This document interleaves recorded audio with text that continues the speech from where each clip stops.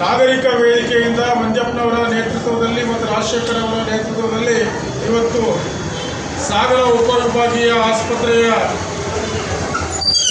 ರೋಗಿಗಳಿಗೆ ಆಗ್ತಕ್ಕಂಥ ತೊಂದರೆಗಳನ್ನು ನಿವಾರಣೆ ಮಾಡಬೇಕನ್ನುವಂಥ ಸಲುವಾಗಿ ಹಾಗೂ ಖಾಸಗಿ ಆಸ್ಪತ್ರೆಯ ಮೇಲೆ ಅವಲಂಬಿತವಾಗುವಂತಹ ಪರಿಸ್ಥಿತಿಯಿಂದ ರೋಗಿಗಳನ್ನು ದೂರವಿಡಬೇಕಾಗಿರ್ತಕ್ಕಂಥ ಸಂದರ್ಭ ಇದೆ. ಸಿಟಿ ಸ್ಕ್ಯಾನಿಂಗ್ ಇನ್ನಿತರ ಅನೇಕ ಸೌಲಭ್ಯಗಳನ್ನು ಸಾಗರದ ಉಪವಿಭಾಗೀಯ ಆಸ್ಪತ್ರೆಯಲ್ಲಿಯೇ ಸಿಗುವ ಹಾಗೆ ಮಾಡಬೇಕಾಗಿದೆ ಅಂತ ಹೇಳಿ ಸರ್ಕಾರವನ್ನು ಈ ಮೂಲಕ DHO ಅವರ ಮುಖಾಂತರ ನಾವು ಈಗಾಗಲೇ ಸರ್ಕಾರಕ್ಕೆ ಮನವಿಯನ್ನು ಸಲ್ಲಿಸಲಿಕ್ಕಾಗಿ ಬಂದಿದ್ದೇವೆ. ಕಾರಣಗಳಿಂದ ಈಗಾಗಲೇ ತತ್ಕ್ಷಣ ಈಗ ನಮ್ಮ ಡಾಕ್ಟರ್ಗಳ ಸೇವೆ ಕೂಡ ಲಭ್ಯವಾಗ್ತಾ ಇಲ್ಲ. ಇತ್ತೀಚೆಗೆ ಒಬ್ಬ ಒಳರೋಗಿ ಬಂದವರು ಕೂಡ ಇವತ್ತು ಬಹಳ ಸಮಯದ ತನಕ ನಿಲ್ತಕ್ಕಂಥ ಪರಿಸ್ಥಿತಿ ಬಂದಿದೆ. ಡಾಕ್ಟರ್ಗಳು ಸಮಯಕ್ಕೆ ಸರಿಯಾಗಿ ಆ ಚಿಕಿತ್ಸೆಯ ಕೊಠಡಿಯಲ್ಲಿ ನಮಗೆ ಸಿಗದೇ ಇರತಕ್ಕಂಥದ್ದು ವಿಷಾದನಕಾರಿ ಸಂಗತಿ ಅಂತ ಹೇಳಿ ನಾನು ಈ ಮೂಲಕ ಹೇಳ್ತೇನೆ. ಇದು ಕೂಡ ಎಲ್ಲ ಕಡೆ ತಾಲೂಕಲ್ಲಿ ಸಿಟಿ ಸ್ಕ್ಯಾನಿಂಗ್ ಇದೆ, ನಮ್ಮ ಸಾಗರದಲ್ಲಿಲ್ಲ.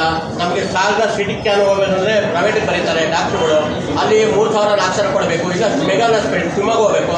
ದಯಮಾಡಿ ಇದನ್ನು ತಡೆಗಟ್ಟಿ ತಾಲಿಯ ಮಾನ್ಯ ದಯಮಾಡಿ ಬೇಳೂರು ಗೋಪಾಲಕೃಷ್ಣವರು ಅರಣ್ಯ ಅಧ್ಯಕ್ಷರು ಮತ್ತು ಬೇಳೂರು ಶಾಸಕರು ದಯಮಾಡಿ ಇದನ್ನು ನಮ್ಮ ಸಾಗರ ತಾಲೂಕಿಗೆ ಸಿಟಿ ಸ್ಕ್ಯಾನ್ನ ತಕ್ಷಣವೇ ಕೂಡಲೇ ಸಿಟಿ ಸ್ಕ್ಯಾನ್ ಮಾಡಿ ಅಳವಡಿಸ್ಕೊಡ್ಬೇಕು ಅಂತ ತಮ್ಮಲ್ಲಿ ಮನವಿ ಮಾಡ್ತಂತ ನಮ್ಮ ಸಾಗರ ಉಪವಿಭಾಗೀಯ ಆಸ್ಪತ್ರೆಯ ಏನು ನ್ಯೂನತೆಗಳು, ಲೋಪದೋಷಗಳು ಮತ್ತು ಇಲ್ಲಿ ಮೂಲಭೂತ ಸೌಕರ್ಯಗಳ ಏನು ಕೊರತೆ ಇದ್ರ ಬಗ್ಗೆ ನಮ್ಮ ಶಾಸಕರು ಏನೂ ಕೂಡ ಕ್ರಮ ತಗೊಳ್ಳಲ್ಲ.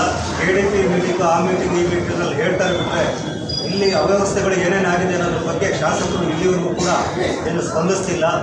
ಕೇವಲ ಅವರು ಪ್ರಚಾರಕ್ಕೋಸ್ಕರ ದಯವಿಟ್ಟು ಶಾಸಕರಿಗೆ ಮತ್ತು ಈ ಸರ್ಕಾರಕ್ಕೆ ನಾವು ಈ ಒಂದು ಮನವಿ ಮೂಲಕ ಎಚ್ಚರಿಕೆ ಏನು ಕೊಟ್ಟಿದ್ದೀವಿ ಅಂದರೆ, ಸಾಗರ ಉಪವಿಭಾಗೀಯ ಆಸ್ಪತ್ರೆ ಸಿದ್ದಾಪುರ, ಶಿಕಾರಿಪುರ, ಹೊಸನಗರ, ಸೊರಬ ಮತ್ತು ಸಾಗರ ಈ ಒಂದು 5 ತಾಲೂಕುಗಳಿಂದ ಹೆಚ್ಚು ಕಡಿಮೆ ಒಂದು 5-6 ಲಕ್ಷ ಜನಸಂಖ್ಯೆಯ ಒಂದು ಪೇಷಂಟ್ಗಳು, ರೋಗಿಗಳು ಎಲ್ಲರೂ ಕೂಡ ಉಪವಿಭಾಗೀಯ ಆಸ್ಪತ್ರೆಗೆ ಒಂದು ದಾಖಲಾಗಿ ಚಿಕಿತ್ಸೆಯನ್ನು ಕೊಡ್ತಾ ಇದ್ದಾರೆ. ಈ ಆಸ್ಪತ್ರೆಯಲ್ಲಿ ಈಗ ಹಲವಾರು ದಶಕಗಳಿಂದ ಈ ಆಸ್ಪತ್ರೆಗೆ ಅಭಿವೃದ್ಧಿ ಮತ್ತು ಇದಕ್ಕೆ ಸಂಬಂಧಪಟ್ಟ ಯಾವುದೇ ಕಾರ್ಯಕ್ರಮಗಳನ್ನು ಕೂಡ ಅನುದಾನವನ್ನು ಕೂಡ ಸರಿಯಾಗಿ ಯಾವುದೇ ಶಾಸಕರು ಕೂಡ ತಂದಿಲ್ಲ. ಈ ನಿಟ್ಟಿನಲ್ಲಿ ಇಲ್ಲಿ ಈಗ ಅವಶ್ಯಕತೆ ಇರ್ತಕ್ಕಂತಹ ಸ್ಕ್ಯಾನಿಂಗ್, USB ಸ್ಕ್ಯಾನಿಂಗ್ ಆಗಲಿ, CT ಸ್ಕ್ಯಾನಿಂಗ್ ಆಗಲಿ, ಮತ್ತು ಇಲ್ಲಿ ಬೆಡ್ಗಳ ವ್ಯವಸ್ಥೆ 100 ಬೆಡ್ಡಿಗೆ ಏರಿಸಿದ್ದೀವಿ, 200 ಬೆಡ್ಡಿಗೆ ಏರಿಸಿದ್ದೀವಿ ಅಂತ ಪೇಪರ್ ಸ್ಟೇಟ್ಮೆಂಟ್ ಕೊಡ್ತಾರೆ ಬಿಟ್ಟರೆ ಇಲ್ಲಿ ಮುಂದುವರೆದ ಭಾಗ ಏನನ್ನೋದ್ರ ಬಗ್ಗೆ ಶಾಸಕರು ಏನು ಉತ್ತರ ಕೊಡ್ತಾ ಇಲ್ಲ. ಅದಕ್ಕೆ ತಕ್ಕಂಗೆ ಅಧಿಕಾರಿಗಳು ಸಹ ಇದ್ರ ಬಗ್ಗೆ ದಿವ್ಯ ನಿರ್ಲಕ್ಷ್ಯವನ್ನು ತೋರಿಸಿದ್ದಾರೆ. ಈ ನಿಟ್ಟಿನಲ್ಲಿ ಮೂಲಭೂತವಾಗಿ ನಮಗೆ ಆರೋಗ್ಯ ಸಮಸ್ಯೆ ಸಾಕಷ್ಟು ಜನರಿಗೆ ಆರೋಗ್ಯ ಸಮಸ್ಯೆ ಇದೆ. ಕೇವಲ 170-75 ಜನರಿಗೆ ಆರೋಗ್ಯ ಸಮಸ್ಯೆ ಇದೆ. ಈ ಆಸ್ಪತ್ರೆಗೆ ಬಂದರೆ ತಕ್ಷಣ ಒಂದು 4 ಗಂಟೆಯಲ್ಲೇ ನೀವು ಶಿವಮೊಗ್ಗ ಹೋಗ್ರಿ, ಮಂಗಳೂರು ಹೋಗ್ರಿ, ಮಣಿಪಾಲಿಗೆ ಹೋಗ್ರಿ, ಇಲ್ಲಿ ಸಾಯ್ಬೇಡ್ರಿ ಅಂತ. ಸಾಯಿಗೂ ಕೂಡ ಇಲ್ಲಿ ಬಿಡೋಲ್ಲ. ಇಲ್ಲಿ ಏನಾರು ಪಾಪ ಬಡವ ಇಲ್ಲಿ ಬಂದು ಒಂದು 3 ದಿನ ಔಷಧಿ ತಗೊಳ್ಳೋಣ ಅಂದರೆ ಯಾರು ಕೂಡ ಡಾಕ್ಟ್ರುಗಳು ಇಲ್ಲಿ ಇರಬೇಡ್ರಿ ಅಂತ. ಆದ್ದರಿಂದ ಈ ಆಸ್ಪತ್ರೆಗೆ ಹೆಚ್ಚಿನ ರೀತಿಯಲ್ಲಿ ಸೌಲಭ್ಯಗಳನ್ನು CT ಸ್ಕ್ಯಾನಿಂಗು ಮತ್ತು ಇವು ಏನು ಡಾಕ್ಟ್ರುಗಳ ಒಂದು ಕೊರತೆ ಇದೆ, ಬೆಡ್ಗಳ ಕೊರತೆ ಇದೆ, ಔಷಧಿಗಳು ಈಗ ಔಷಧಿಗಳೇ ಕೊಡೋಲ್ಲ. ನಾನು 15 ದಿನ ಹಿಂದೆ ಬಂದಾಗ ಪ್ಯಾರಾಸಿಟಮಲ್ ಔಷಧಿ ಇಲ್ಲ, ಇದ್ರದ್ದು ಔಷಧಿ ಇಲ್ಲ, ನೀವು ಹೊರಗಡೆ ತೊಗೊಳ್ರಿ ಅಂತ ಹೇಳ್ತಾರೆ. ಈ ರೀತಿ ಒಂದು ಅವ್ಯವಸ್ಥೆ ಸಾಗರದ ಸರ್ಕಾರಿ ಆಸ್ಪತ್ರೆಗೆ ಬಂದಿದೆ. ಇಲ್ಲೊಂದು ಮಹಿಳೆ ಬಂದು ಸ್ಕ್ಯಾನಿಂಗ್ ತೆಗೆಸ್ಕೋಬೇಕು ಅವರು ಪ್ರೈವೇಟ್ ಶಿವಮೊಗ್ಗ ಆಸ್ಪತ್ರೆಗೆ ಹೋಗಿ ಇದನ್ನೆಲ್ಲ ಮಾಡಿಸ್ಕೊಂಡು ಬರಬೇಕು. ಇಲ್ಲಿ ಶಾಸಕರು ಮತ್ತು ಇಲ್ಲಿ ಏನು ಆಡಳಿತ ಇದೆಯಲ್ಲ ಇದ್ರ ಬಗ್ಗೆ ದಿವ್ಯ ನಿರ್ಲಕ್ಷ್ಯ ಮಾಡ್ತಾಯಿದ್ದಾರೆ. ಕೂಡಲೇ ಇದ್ರ ಬಗ್ಗೆ ಇಲ್ಲೇ ಸರ್ಕಾರಿ ಆಸ್ಪತ್ರೆಯಲ್ಲಿ ಎಲ್ಲ ಸೌಲಭ್ಯಗಳು ಸಿಗೋದ್ರ ಬಗ್ಗೆ ನಾವು ಒತ್ತಾಯ ಮಾಡ್ತಾಯಿದ್ದೀವಿ. ಕೂಡಲೇ ಈ ನಿಟ್ಟಿನಲ್ಲಿ ತಾಲೂಕು ವೈದ್ಯಾಧಿಕಾರಿಗಳು ಈ ನಿಟ್ಟಿನಲ್ಲಿ ಗಂಭೀರವಾಗಿ ಚಿಂತನೆ ಮಾಡಬೇಕು. ಔಷಧಿಗಳು ಕೂಡ ಇಲ್ಲಿ ಸರಿಯಾಗಿ ಸಿಗ್ತಾ ಇಲ್ಲ, ಇಂಜೆಕ್ಷನ್ಗಳು, ಔಷಧಿಗಳು ಸರಿಯಾಗಿ ಸಿಗ್ತಾ ಇಲ್ಲ. ಖಾಸಗಿ ಮೆಡಿಕಲ್ ಶಾಪ್ಗಳಿಗೆ ಇವರು ಮೊರೆ ಹೋಗ್ತಾ ಇದ್ದಾರೆ, ಕೊಡ್ತಾ ಇದ್ದಾರೆ. ದಯವಿಟ್ಟು ಈ ಬಗ್ಗೆ ಕೂಡಲೇ ಕ್ರಮವಹಿಸಬೇಕು. ಕ್ರಮವಹಿಸಿದ್ರೆ ಮುಂದಿನ 15 ದಿನದಲ್ಲಿ ನಾವು ಇದೇ ಆಸ್ಪತ್ರೆಯಲ್ಲಿ ಧರಣಿ ಕಾರ್ಯಕ್ರಮವನ್ನು ಹಮ್ಮಿಕೊಳ್ತೀವಿ ಅನ್ನೋದನ್ನು ಎಚ್ಚರಿಕೆ ಕೊಡೋದ್ರ ಮೂಲಕ ಈ ಮನವಿಯನ್ನು ನಾವು ಏನು ವೈದ್ಯಾಧಿಕಾರಿಗಳು ಉಪವಿಭಾಗೀಯ ಆಸ್ಪತ್ರೆಯವರಿಗೆ ಇಟ್ಕೊಳ್ತೀವಿ ನಾವು ಈಗ ತಲುಪಿಸ್ತಾ ಇದ್ದೀವಿ. ಹಾಗೂ ಮಾನವ ಹಕ್ಕು ಸೇವಾ ಸಮಿತಿ ಹಾಗೂ ದಲಿತ ಸಂಘರ್ಷ ಸಮಿತಿ, ನಾಗರಿಕ ವೇದಿಕೆ ಎಲ್ಲ ಒಕ್ಕೂಟದಿಂದ ಇವತ್ತಿನ ದಿವಸ ಹೆಂಗೆ ಅಂತಂದರೆ ಸನ್ಮಾನ್ಯ ಕಾಗೋಡು ತಿಮ್ಮಪ್ಪನವರು ಭಾಳ ಶ್ರಮವಹಿಸಿ ಒಂದು ಒಳ್ಳೆಯ ಆಸ್ಪತ್ರೆಯನ್ನು ತಂದರು. ಆ ಆಸ್ಪತ್ರೆನ ಇವತ್ತಿನ ದಿವಸಕ್ಕೆ ಎಲ್ಲ ಕೂಲಿಗಡಿಸಿ ಹಾಳು ಮಾಡಿದ್ದಾರೆ. ಇವತ್ತಿನ ದಿವಸದಲ್ಲಿ ಒಂದು ಸ್ಕ್ಯಾನಿಂಗ್ ಇಲ್ಲ, ಒಂದು ಡಯಾಲಿಸಿಸ್ ಸೆಂಟ್ರಲ್ಲಿ ಒಂದು ಸುವ್ಯವಸ್ಥಿತವಾದಂಥ ಉಪಕರಣಗಳಿಲ್ಲ, ಮತ್ತು ಒಂದು ಪ್ಯಾರಾಸಿಟಮಲ್ ಸಿಗಲ್ಲ. ಒಂದು ಯಾರು ಆಕ್ಸಿಡೆಂಟ್ ಆಗಿ ಅಪಘಾತದಲ್ಲಿ ಏನಾರು ಹೆಚ್ಚು ಕಮ್ಮಿ ಆಗಿ ಬಂದರೆ ಒಂದು ಕಾಟನ್ ಇಲ್ಲ, ಒಂದು ಕೂರುವಂಥ ಒಂದು ಸ್ಥಳ ಇಲ್ಲ. ಸಾರ್ವಜನಿಕರಿಗೆ ಅಧೋಗತಿ ಮಾಡಿದ್ದಾರೆ. ಇಲ್ಲೊಂದು ಕಮಿಟಿ ಐತೆ, ಅದು ಬದುಕೈತೆ ಹೋಗೈತೆ ಅನ್ನೋದು ನಮ್ಗೆ ಗೊತ್ತಿಲ್ಲ. ಇನ್ನು ಆ ಕಮಿಟಿಯವ್ರಿಗೂ ಸಮೇತ ನಾವು ಗಮನಕ್ಕೆ ತಂದಿದ್ದೀವಿ ಈಗ ಒಂದು ತಿಂಗಳ ಹಿಂದೆ. ಯಾಕಂದರೆ ನಾನೇ ಒಬ್ಬ ಪೇಷಂಟಾಗಿ ನನ್ನ ಕಣ್ಣಿಗೆ ಒಂದು ಗಾಡಿಯಲ್ಲಿ ಬರ್ಬೇಕಾದ್ರೆ ಒಂದು ಹುಳ ಹೊಡಿತು. ಹುಳ ಹೊಡೆದಾಗ ಅದಕ್ಕೆ ಔಷಧಿ ಇಲ್ಲ ಅಂತಂದು ಬೇರೆಯವ್ರಿಗೆ ಹೇಳ್ತಾರೆ. ಇಲ್ಲಿ ಆಡ ಮಕ್ಕಳನ್ನು ತಂದು ಔಷಧಿ ಉಗ್ರಾಣದಲ್ಲಿ ಇಟ್ಕೊತಾರೆ, ಮಕ್ಕಳ ಮರಿ ಕರ್ಕೊಂಡ್ಬಂದು ಇಟ್ಕೊತಾರೆ. ಇಲ್ಲಿ ಡಾಕ್ಟ್ರುಗಳು ಅವರು ಪ್ರೈವೇಟು ಶಾಪ್ಗಳನ್ನು ಮಾಡ್ಕೊಂಡು ಇಷ್ಟ ಬಂದು ಟೈಮಿಗೆ ಬರ್ತಾರೆ, ಇಷ್ಟ ಬಂದು ಟೈಮಿಗೆ ಹೋಗ್ತಾರೆ.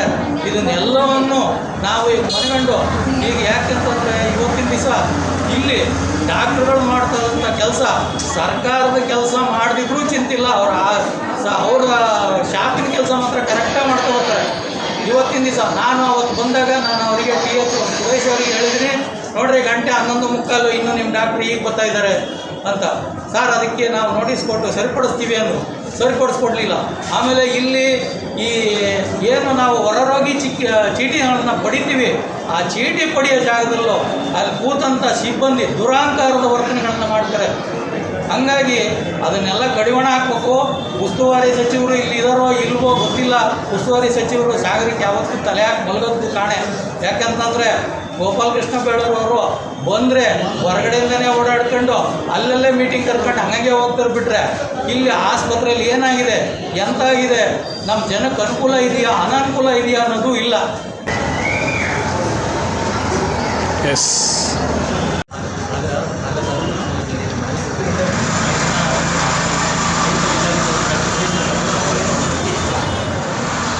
ಏನಮ್ಮ ನಿಮ್ಮ ಹೆಸರೇನಾ? ಸ್ವಲ್ಪ ಜೋರ ಮಾತಾಡಿ. ಹಾಂ, ಏನಕ್ಕೆ ಬಂದಿದ್ದಿಲ್ಲಿ? ಹೊರಗಿಂದ ಅಲ್ಲಿ ಬಿದ್ದು ಸಿಟಿ ಕ್ಯಾನಿಂಗ್ ಎಲ್ಲ ಇತ್ತು. ಜೋರ ಮಾತಾಡ್ರಿ. ಹೇಳಿ ಹೇಳಿ ಹೇಳಿ ಹೇಳಿ ಅದಕ್ಕೆ ಶಿವಮೊಗ್ಗ ಹೋಯ್ತು, ಶ್ರೀರಾಮಪುರಕ್ಕೆ ಹೋಯ್ತು. ಅಲ್ಲೆಲ್ಲ ಯಾವತ್ತೆಲ್ಲ ಮಾಡಿ 40,000 ಮೇಡಮ್ ಇಲ್ಲಿ ಇದ್ದರೆ ನಮ್ಗೆ ಇಲ್ಲಿ ಕಡಿಮೆ ಆಗ್ಬೋದು. ಅಂದರೆ ಬಡಪಾಯಿಗೆಲ್ಲ ಜೀವನ ಮಾಡೋಂಗಿಲ್ಲ. ಇಲ್ಲ ಗೌರ್ಮೆಂಟ್ ಹಾಸ್ಪಿಟಲ್ಗೆಲ್ಲ ಬಡವರೆಲ್ಲ ಜೀವನ ಮಾಡೋಂಗಿಲ್ಲ. ಅದು ಇವತ್ತು ಒಂದು ಹಲ್ಲಿಗೆ ಅಲ್ಲಿ ತೋರಿಸ್ಕೊಡ್ರಿ ಅಂತಿದ್ರು. ಇವತ್ತು ಇನ್ನೊಂದು ವಾರ ಬಗ್ಗೆ ಅಂದರು. ಹಲ್ಲು ಮಾತಾಡೋಕ್ಕೆ ಬರ್ತಲ್ಲ, ಬರ್ತದೆ, ಇನ್ನೊಂದು ವಾರ ಬರ್ರಿ ಅಂತ ವಾಪಸ್ ಬರ್ತೀವಿ. ಡಾಕ್ಟ್ರ್ ಕಾಂಟ್ಯಾಕ್ಟ್ ಮಾಡಿದ್ರಾ? ಏನಂದ್ರೆ ಡಾಕ್ಟ್ರು ಇನ್ನೊಂದು ವಾರ ಬರ್ರಿ, ಅದೊಂದು ವಾರ ಮೆಡಿಸಿನ್ ಕೊಟ್ಟಿದ್ದಾರೆ. ಹಾಂ, ಅದೊಂದು ವಾರ ಬಂದುಬಿಟ್ಟು ಇಲ್ಲೇ ಕೊಟ್ಟರೆ ನೀವು ಹೊರಗಡೆ ಮೆಡಿಸಿನ್ ಇಲ್ಲೇ ಕೊಟ್ಟರೆ ಅವ್ರಿಗೆ ಇಲ್ಲೇ 10 ದಿನದ ಮಾತ್ರ ಕೊಟ್ಟಿದ್ದಾರೆ. ಬಾಕಿದು ಮಿಕ್ಕಿದ್ದು ಇನ್ನು ಹೊರಗಡೆ ಬರ್ಕೊಟ್ಟಿದ್ದಾರೆ. ಹೊರಗಡೆ ತಗೊಳ್ರಿ ಅಂತ. ಅಂದರೆ ಇಲ್ಲಿ ಸಿಗಲ್ಲ, ಇನ್ನು ಇಲ್ಲಿ ಖಾಲಿ ಆಗೈತಿ ಅಂತ ಹೋಗಿ ಬರೋಕ್ಕೆ ಹೇಳಿದ್ರು. ಮತ್ತು ನಾವು ಆಗೋದಲ್ಲ, ಇದೇ ಮಾತ್ರೆ ಟ್ಯಾಬ್ಲೆಟ್ ತಗೊಳಕ್ಕೆ ಹೋದ್ರೆ ಈಗ ಎಷ್ಟು 30 ಮಾತ್ರೆ ಬಂದಿದ್ದಾರೆ. ಬರೀ ಇಷ್ಟೇ ಮಾತ್ರೆ ಕೊಟ್ಟಿದ್ದಾರೆ, ಇಲ್ಲಿ ಕೊಟ್ಟಿದ್ದಾರೆ. ಮಿಕ್ಕಿದ ಹೊರಗೆ ತಗೊಳ್ರಿ.